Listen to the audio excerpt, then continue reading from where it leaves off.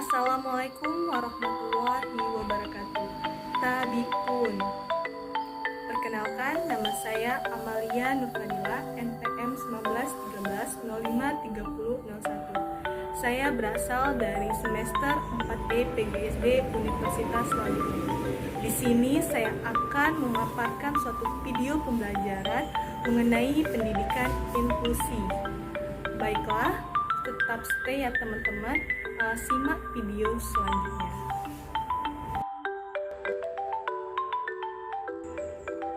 Baiklah, pada pembahasan kali ini saya akan membahas suatu materi mengenai pendidikan inklusif bagi peserta didik berkebutuhan khusus. Sebelumnya, apa itu anak berkebutuhan khusus? Dikatakan anak berkebutuhan khusus, anak tersebut mengalami suatu keterbatasan atau keluarbiasaan, baik itu secara fisik, mental, intelektual, sosial, maupun emosional, yang berpengaruh pada proses pertumbuhan ataupun perkembangan. Oleh karena itu, anak berkebutuhan khusus atau anak luar biasa dibutuhkan suatu layanan khusus. Namun, pada anak ABK tidak ada suatu pembeda bagi mereka karena mereka berhak melangsungkan hidupnya dan anak berhak melanjutkan suatu pendidikan.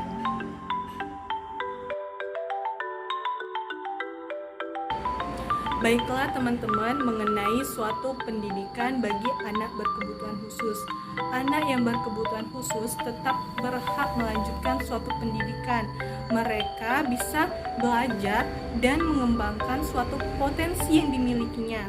Karena pada Peraturan Menteri Pendidikan Nasional Nomor 70 Tahun 2009 Pasal 3 Ayat 1 menyatakan bahwa setiap peserta didik yang memiliki suatu kelainan baik itu fisik, emosional, mental, dan sosial ataupun memiliki potensi kecerdasan atau bakat yang istimewa, mereka berhak mengikuti suatu pendidikan secara inklusif pada satuan pendidikan yang sesuai dengan bakat, minat, dan kemampuannya.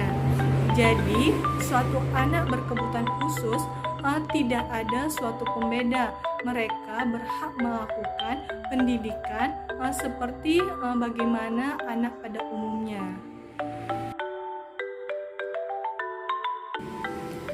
Baiklah, dari penjelasan sebelumnya bahwa semua anak berhak mendapatkan pendidikan. Bagi anak berkebutuhan khusus, mereka terdapat suatu wadah atau tempat bagi mereka untuk tumbuh dan berkembang yang disebut dengan pendidikan inklusif. Pendidikan inklusif, apa itu pendidikan inklusif?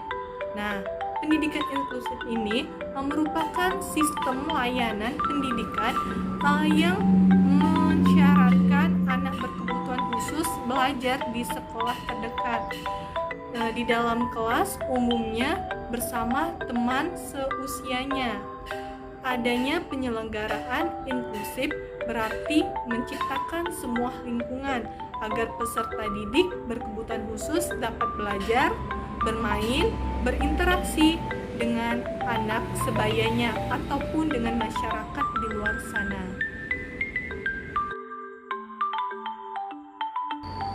Baiklah teman-teman, mengenai suatu pendidikan inklusif, saya akan memberikan suatu contoh sekolah pendidikan inklusif.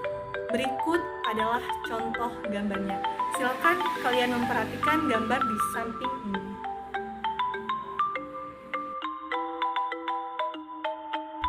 Baiklah, dalam penyelenggaraan pendidikan inklusif suatu lembaga sekolah, terdapat suatu prinsip adaptasi dalam pendidikan inklusif, yaitu sekolah memperhatikan 3 dimensi yang meliputi 1. Adaptasi kurikuler terdapat dengan penyesuaian isi, materi, atau kompetensi peserta didik. Yang kedua, adaptasi instruksional yang mengacu pada cara, metode, dan strategi yang dapat digunakan peserta didik untuk menguasai materi atau kompetensi yang ditargetkan. Yang ketiga, lingkungan berkaitan, adaptasi lingkungan berkaitan dengan setting pembelajaran, di mana, kapan, bersama siapa pembelajaran dilakukan, termasuk ketersediaan alat bantu dan sumber belajar yang sesuai dengan kebutuhan peserta didik anak berkebutuhan khusus.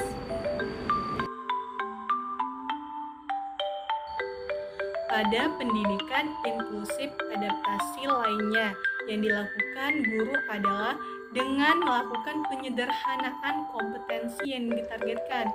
Proses penyederhanaan tergantung pada kemampuan awal, kondisi, dan modalitas belajar peserta didik berdasarkan hasil asesmen.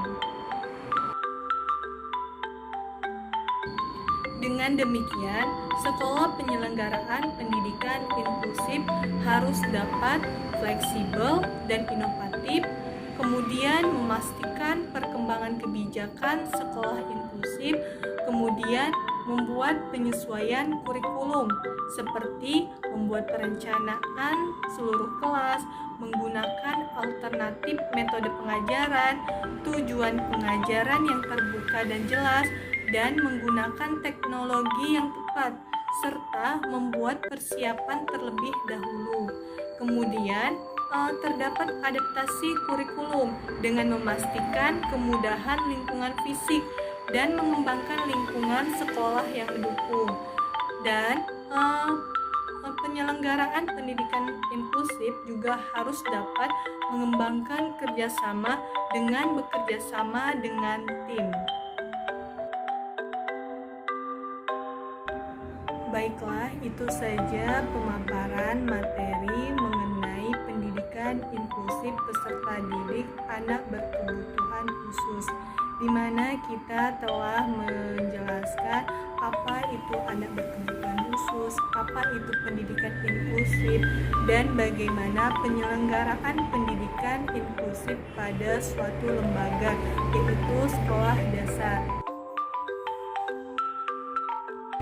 Dapat kita simpulkan dari penjelasan sebelumnya bahwa anak yang memiliki suatu keterbatasan khusus yang sering disebut juga anak istimewa, tidak ada suatu hambatan bagi mereka untuk melanjutkan jenjang pendidikan karena mereka berhak untuk berkembang pada tahap pertumbuhan tanpa adanya suatu pembeda.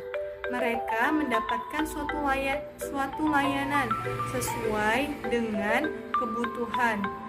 Dan oleh sebab itu, adanya penyelenggara inklusif untuk menciptakan sebuah lingkungan agar peserta didik berkebutuhan khusus dapat belajar, bermain, berinteraksi dengan anak sebayanya ataupun dengan masyarakat yang ada di lingkungan sekitar.